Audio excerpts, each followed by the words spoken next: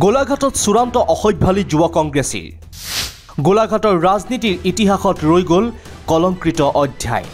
মুখ্যমন্ত্ৰীৰ কনভয়লৈ যুৱ কংগ্ৰেছীয়ে বটল দলিয়াই নাক কাটিলে প্ৰদেশ কংগ্ৰেছৰ।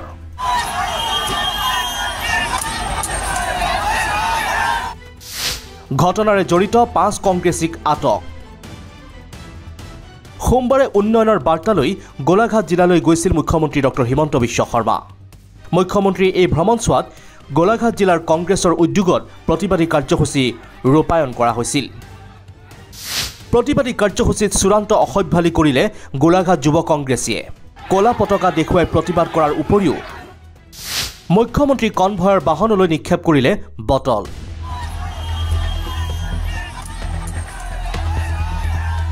গোলাঘাট আৰক্ষীয়ে প্ৰতিবাদস্থলীৰ পৰাই আটক কৰে এই 4 যুৱ কংগ্ৰেছী। সম্প্ৰতি আৰক্ষীৰ জিম্মাত পাৰ্থ সাৰথী বৰা, ৰূপান্তৰ তাঁতী, তৃষ্ণা চুতীয়া আৰু ৰাহুল শইকীয়া। মুখ্যমন্ত্ৰী কনভয়লৈ বটল দলিওৱাৰ অভিযোগত নিশাই আৰক্ষীয়ে সৰু পথাৰৰ পৰা আটক কৰে ৰাহুল ফুকনক। বটল নিক্ষেপ কৰা কাণ্ডক গৰিহণা দিছে জ্যেষ্ঠ কংগ্ৰেছী নেতা ভূপেন কুমাৰ বৰাই। গণতান্ত্ৰিক আন্দোলন, গণতান্ত্ৰিক প্ৰতিবাদ আমি সদায় অহিংসাভাৱে হোৱাটো বিচাৰোঁ আৰু আমি সদায় অহিংসা প্ৰক্ৰিয়াটোৰেই গণতান্ত্ৰিক আন্দোলন আৰু প্ৰতিবাদ কৰি আহিছোঁ।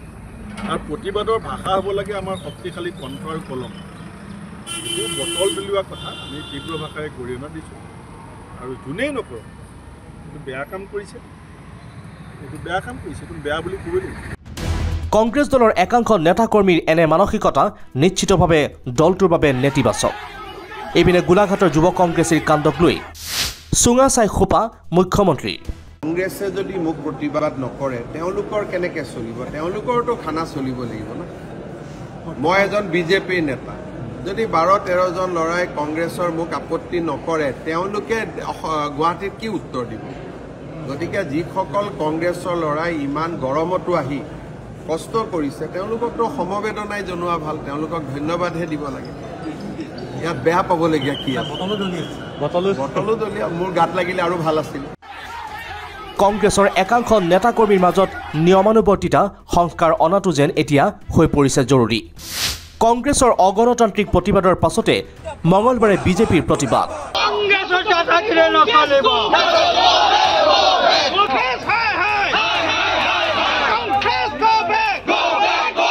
কংগ্ৰেছৰ গুণ্ডাবাহিনীয়ে গোলাঘাটত অসমৰ জনপ্ৰিয় মুখ্যমন্ত্ৰী ডক্টৰ হিমন্ত বিশ্ব শৰ্মা ডাঙৰীয়াৰ কনভয়ত বটল নিক্ষেপ কৰি এক নজিৰ ৰচনা কৰিলে।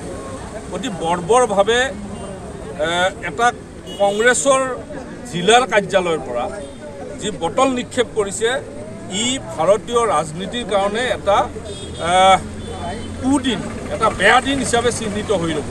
কংগ্ৰেছ দলৰ নেতৃত্ব কাৰ্যকৰ্তাসকলে মাননীয় মুখ্যমন্ত্ৰী মহোদয় গোলাঘাট জিলাত বিভিন্ন উন্নয়নৰ প্ৰকল্প উদ্ঘাটনৰ বাবে, শুভ উদ্বোধনৰ বাবে আহিছিল। কালি দিনটো আমাৰ সকলোৰে বাবে, গোলাঘাটবাসী ৰাইজৰ বাবে এটা গৌৰৱৰ দিন আছিল। সেই দিনটোত প্ৰতিবাদী কাৰ্যসূচী তেওঁলোকে মাননীয় মুখ্যমন্ত্ৰী মহোদয় কনভয়লৈ এটা বটল নিক্ষেপ কৰি যি অগণতান্ত্ৰিক প্ৰতিবাদ সাব্যস্ত কৰিলে তাত তীব্ৰ ভাষাৰে গৰিহণা দিছোঁ।